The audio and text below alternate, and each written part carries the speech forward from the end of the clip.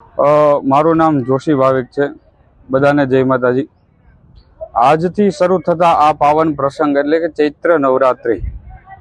ચૈત્ર નવરાત્રિ આમ તો ચૈત્ર મહિનાની એકમથી લઈ અને 9 દિવસ સુધી માનવામાં આવે છે। અને આ હિન્દુ ધર્મની અંદર 4 પ્રકારની નવરાત્રિ આવે। એ 4 પ્રકારની નવરાત્રિમાં જે એક છે જે આસો મહિનાની, જેમાં આપણે રાસ ગરબે રમીએ। અને આ ચૈત્ર નવરાત્રિની અંદર ઉપાસનાનું મહત્વ વધારે।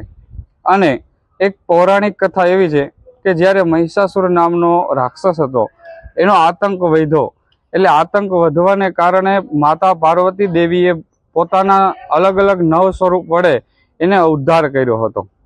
અને આ ચૈત્ર નવરાત્રિની અંદર હિન્દુ ધર્મની અંદર ઘણું બધું મહત્વમાં છે।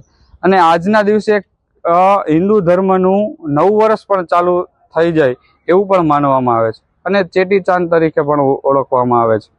અને હિન્દુ ધર્મની અંદર આ ચૈત્ર નવરાત્રિ બધા ઉપાસકો માટે અલગ અલગ રીતે ઘટ સ્થાપન કરે અને અલગ અલગ દેવસ્થાનોની અંદર પૂજાઓનું મહત્વ બતાવવામાં આવેલું છે।